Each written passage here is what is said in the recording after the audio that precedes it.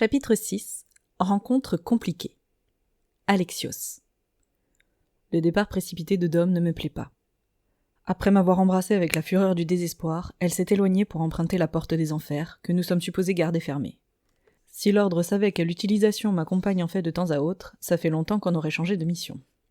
Enfin, ce n'est pas comme s'il y avait un risque qu'un démon s'échappe au même moment. Ou presque pas. Les lèvres gonflées, je me tourne vers Fred et Liam. Nous avons encore du travail pour découvrir le fin mot de l'histoire, et peu de temps devant nous.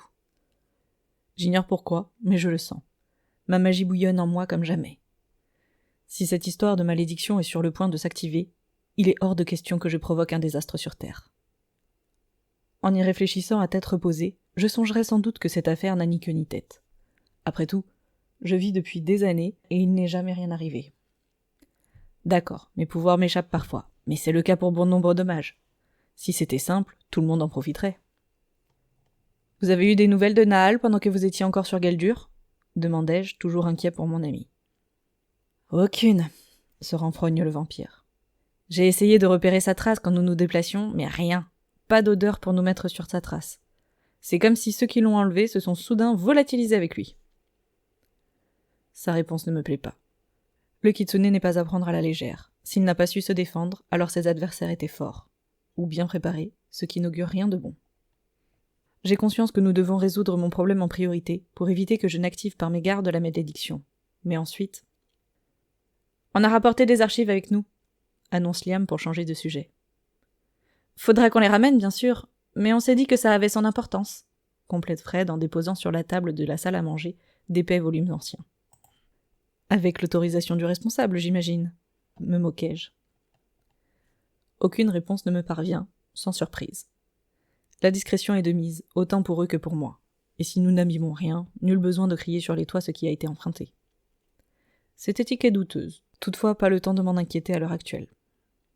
Les Palaiogolos sont un arbre généalogique immense en dépit de toutes ces morts prématurées, commente la nécromancienne.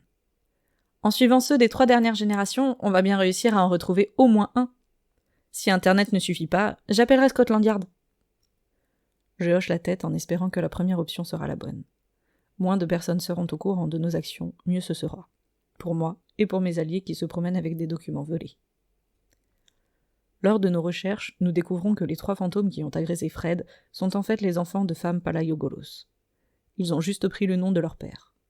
Voilà qui explique pourquoi ils connaissaient la malédiction et ont réagi à mon contact. Pas de quoi me rassurer. Comme escompté, la toile regorge d'informations, et nous ne tardons pas à dénicher un membre de ma famille qui habite à New York. Ce n'est pas tout près, une chance que nous n'ayons pas besoin de prendre l'avion. « J'ai des potions de téléportation, » annonçai-je. « Ces trucs qui font vomir » grommelle le vampire en grimaçant. « On peut faire autrement. » Je ne connais pas le chemin par le passage interdimensionnel, alors c'est le moyen le plus rapide, objectai-je. « Si tu es d'accord, on va t'en emprunter une et te rejoindre plus tard, » déclare Fred. Je la dévisage sans comprendre. Elle me laisse partir à l'autre bout du pays, retrouver des gens qui ont, a priori, voulu me tuer, seule. Je ne croyais plus proche que ça. Toujours le nez plongé dans les archives, elle ne se rend pas compte de ma déception. Ses longs cheveux blonds dissimulent son visage de poupée, ce qui m'empêche de lire la moindre expression chez elle. Tout d'un coup, elle frappe du poing sur la table et s'exclame. « Trouvé !» « Tu nous expliques ?» réclame son compagnon, me devançant. « La femme de la vision de Dom. Elle ne fait pas partie de ta famille, j'en mettrai ma main à couper. Elle n'a rien à voir avec eux, regardez. » Du bout de son doigt manucuré, elle nous montre une écriture manuscrite sur les registres. Chaque membre des Palaiogolos recensé ici est décrit. Brun, aux yeux ambrés, noir ou marron. Aucune nuance de bleu et encore moins des cheveux blonds très clairs. « Elle pourrait être une épouse et donc ne pas partager nos gènes, » objectai-je. « Possible, mais on va quand même suivre cette piste pendant que tu te rends à New York. Si elle ne mène à rien, on te rejoint aussitôt. » Je hoche la tête, conscient que l'instinct de ma collègue ne la titille pas pour rien. Elle a raison de prendre cette direction. De toute manière, plus on ratissera large, plus on atteindra notre objectif sans rien manquer. Alors tant pis pour la boule d'angoisse qui m'ostre la gorge à l'idée de rencontrer cette famille qui m'a rejetée à la naissance. Après avoir fait le plein de potions dans notre atelier, dans l'éventualité plus que probable d'un affrontement, je me décide à partir. Quand faut y aller... Je jette ma fiole à terre et disparais aussitôt dans un nuage de fumée. Mon corps se tord dans tous les sens, ma vision se trouble. je perds pied avec la réalité. Lorsque tout s'arrête, mon dernier repas remonte jusqu'à se déverser contre le mur le plus proche. Bon sang, c'est toujours aussi désagréable. Patient, j'accorde à mon métabolisme le temps nécessaire à sa récupération. Dès que la nausée me quitte pour de bon, je me redresse et observe mon environnement. Malgré les inconvénients, cette décoction a l'avantage de me faire atterrir juste à côté de ma destination. Nul besoin donc d'arpenter les rues de New York, l'immense demeure qui se dresse devant moi est celle que je ciblais. Super, et je fais quoi maintenant ? Un coup de sonnette et une annonce tonitruante en mode « Salut, je suis le bébé que vous n'avez pas tué !» Peut-être pas la bonne approche. D'un autre côté, je ne connais pas ces gens. Ils ne se sont jamais manifestés pour me retrouver, et je ne les ai jamais cherchés. Bien sûr, à l'adolescence, de nombreuses questions ont hanté mes pensées. Découvrir mes origines s'avérait indispensable. Sauf que je n'avais pas la moindre piste, alors j'ai vite abandonné. Il est trop tard pour regretter, quand bien même j'en aurais envie. Après tout, savoir plus tôt que j'aurais dû mourir à la naissance ne m'aurait rien apporté de bon. Cette idée est encore difficile à digérer, autant que celle que je représente un danger pour le monde. Dom a refusé que je lui dise le fond de ma pensée à ce propos, mais elle a conscience de la solution extrême si nous n'en trouvons pas une autre. A priori, la malédiction est claire. Je dois provoquer la fin du monde. Quant à savoir pourquoi, peu importe. Hors de question que je devienne ce que j'ai passé ma vie à combattre. « Vous cherchez quelqu'un » m'interpelle soudain un homme. Mince, me tenir immobile devant cette grande grille qui laisse entrevoir un jardin bien entretenu et une gigantesque villa n'a rien de discret. Pour avoir l'air moins bizarre, j'affiche un sourire innocent et me tourne vers lui. Sauf qu'à sa vue, mon visage se décompose aussi vite que le sien. On se ressemble trait pour trait. La lèvre inférieure pendante, il cligne plusieurs fois des cils, incrédule. Mon expression ne doit pas être plus maligne. Nous restons un moment là à nous observer, avec curiosité. Si j'avais le moindre doute sur ma filiation ou son identité, ils se sont tous envolés en un instant. Bien sûr que nous sommes de la même famille. « Bonjour », articulai-je après m'être raclé la gorge.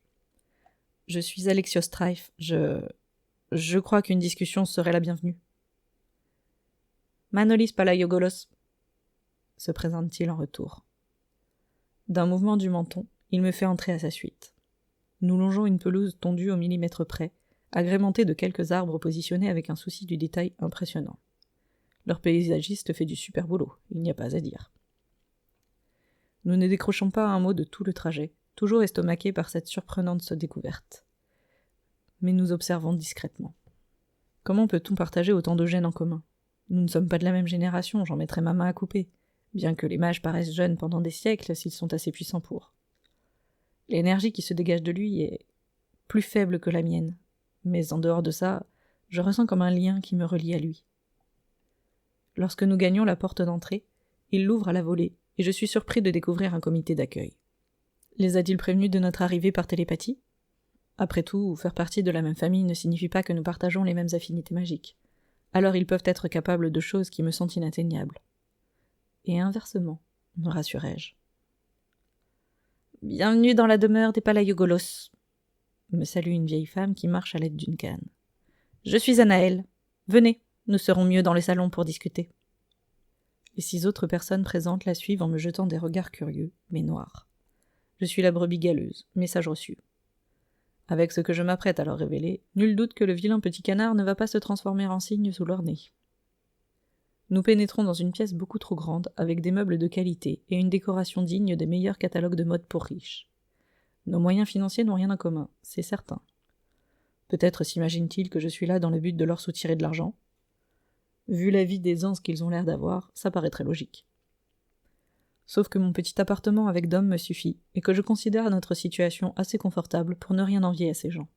« Qui êtes-vous » me demande la doyenne une fois que tout le monde est installé.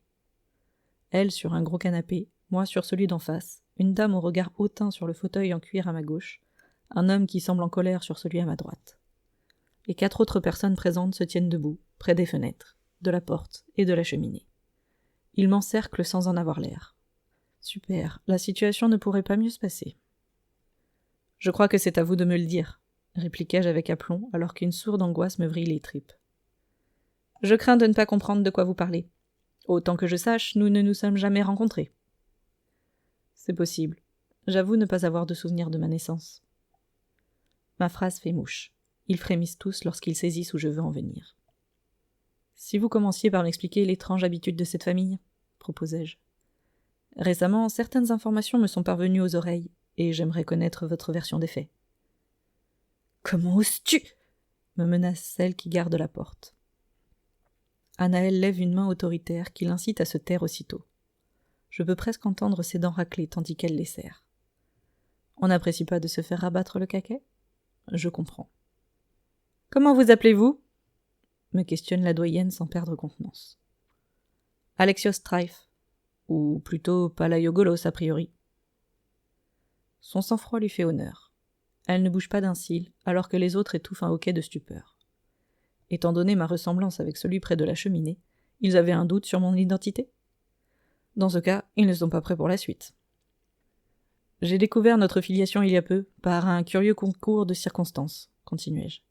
Des fantômes énervés, des registres de décès inquiétants, des visions éclairantes. Vous êtes au courant pour la malédiction, énonce la doyenne comme une évidence. Eh bien, que ne voulez-vous ? Nous ne pouvons rien à ce propos, et je vous assure que nous en souffrons à chaque génération. J'aimerais la croire. Croire que la femme à ma gauche ne me dévisage pas avec hargne, que tous ceux qui se trouvent dans cette pièce ne me vouent pas une haine féroce au lieu de se réjouir de faire ma connaissance. Ignorer le fait que la magie crépite dans l'air avec de plus en plus de force, menaçante, prête à frapper à la moindre occasion. En venant ici, j'avais espéré rencontrer mes parents, peut-être mes frères et sœurs, qui ont eu le droit de vivre et grandir dans cet endroit, eux. Plus le temps passe, plus je comprends que c'est le cas. Mon sosie est sans doute mon cadet, les deux personnes assises avec nous, ceux qui m'ont fait naître. Que dire des autres ? Des cousins ou plus ? Le lien que je ressens avec eux est plus ténu. Mon regard rivé dans celui de ma potentielle grand-mère qui me fait face, je m'apprête à lâcher la grenade découpillée, qui va soit donner un sens à mon existence, soit la plonger dans l'obscurité la plus profonde. Il semble que, comme tous les premiers-nés de cette famille tordue, je n'aurais pas dû survivre plus de quelques minutes. « Il n'est jamais trop tard pour bien faire !» rugit ma probable mère avant de s'élancer vers moi, main tendue, comme si elle comptait m'étrangler. D'accord, partons donc vers les ténèbres, tant pis pour mes attentes de lumière étouffées dans l'œuf.